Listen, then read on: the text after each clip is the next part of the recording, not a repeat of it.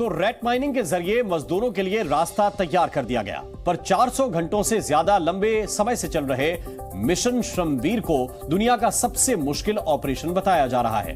मजदूरों को बचाने की कोशिश में एक के बाद एक इतनी मुश्किलें आई कि एक बार को ऐसा लगा मानो इस मिशन को पूरा करना असंभव जैसा है।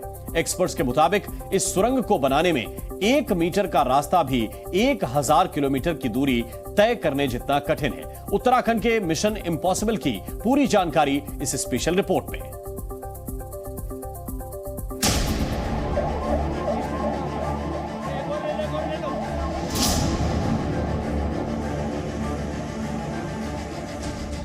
उत्तरकाशी की सुरंग में दुनिया का सबसे मुश्किल ऑपरेशन। 2023 के हिंदुस्तान ने चुनौतियों को मात देकर 41 श्रमवीरों को बचा लिया।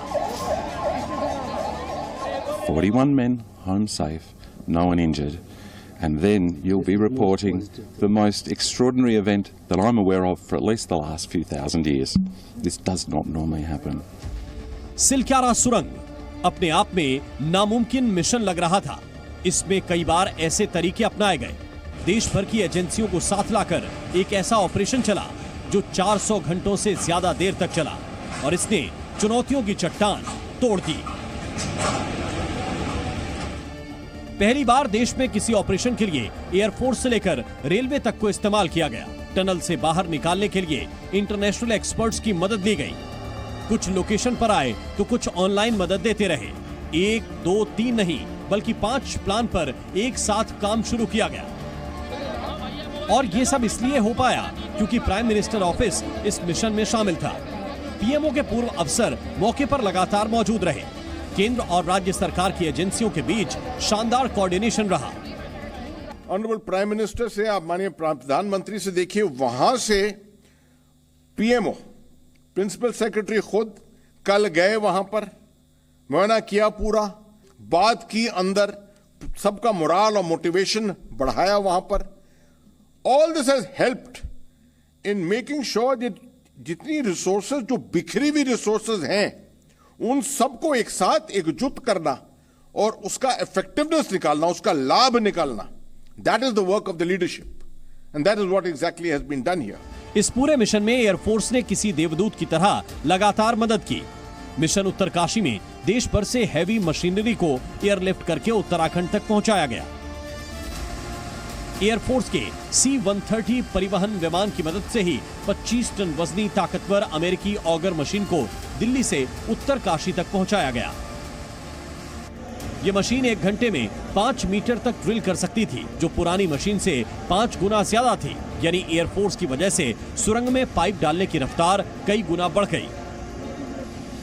सिर्फ 20 नवंबर को ही 36 टन से ज्यादा उपकरणों को एयरलिफ्ट किया गया। इनमें वो मशीनें और पाइप्स भी थे जिनको बिना समय गंवाए मौके तक पहुंचाना जरूरी था। और एयरफोर्स ने यह तय कर दिया कि हर सामान सुरक्षित तरीके से मौके तक पहुंच जाए। रेस्क्यू के ये 17 दिन बहुत भारी पड़े। एक के बाद एक अड़चनें आई और उनको सुलझाने का रास्ता भी ऑन द स्पॉट तलाश किया गया। 12 नवंबर को पहली चुनौती थी कि मजदूरों से बात कैसे हो।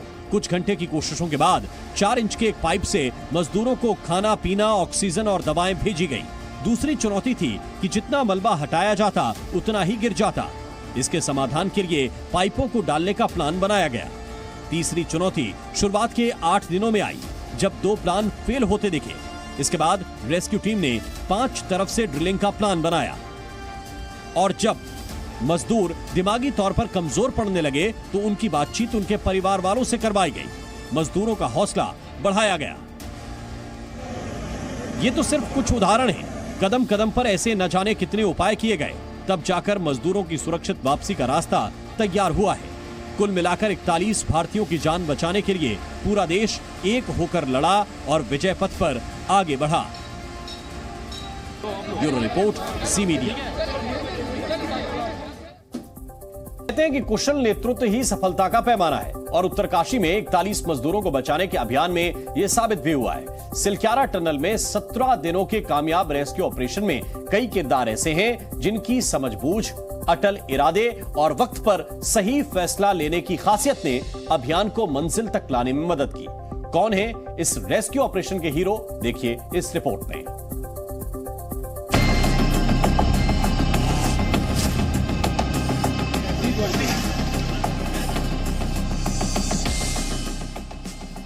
अर्नोल्ड डिक्स और गब्बर सिंह, ये दो शख्स ऐसे थे जिनमें एक टनल के अंदर था तो दूसरा टनल के बाहर, जिन्हें पूरा भरोसा था कि इस लड़ाई में जीत उनके साहस की ही होगी।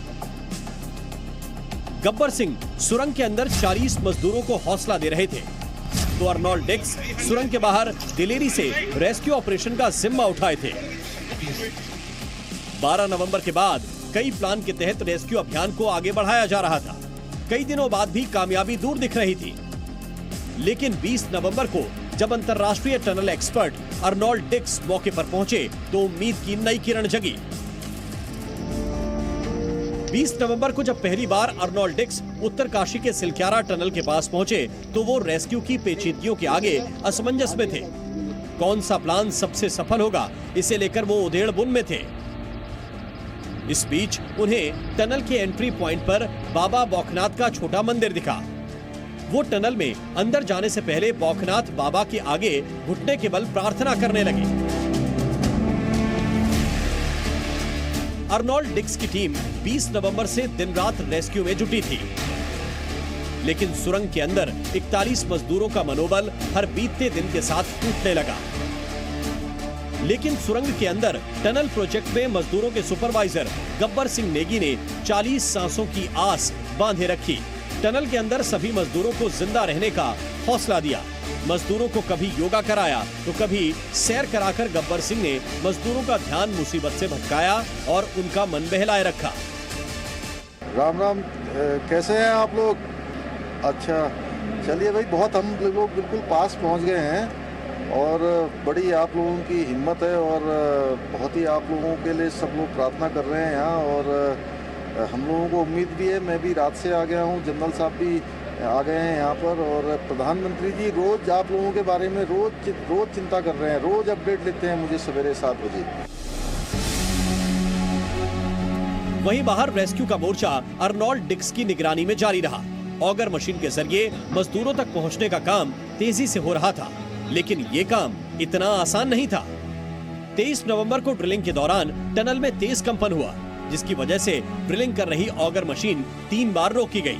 वहीं 24 नवंबर को ऑगर मशीन स्टील पाइप से टकराई, मशीन के ब्लेड को नुकसान पहुंचा और काम रुक गया।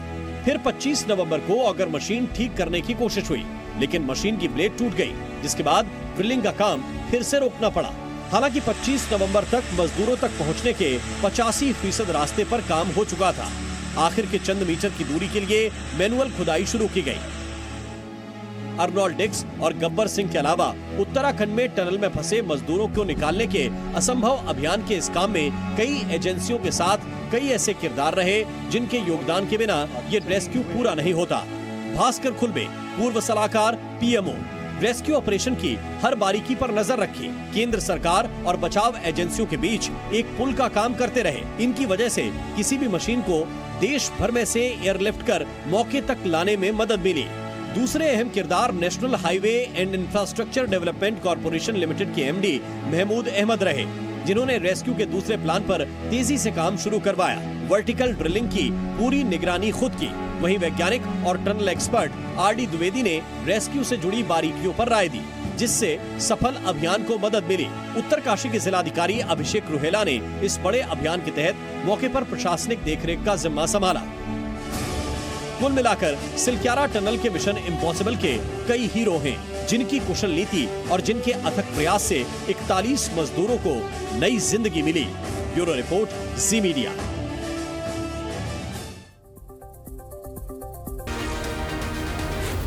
जी न्यूज़।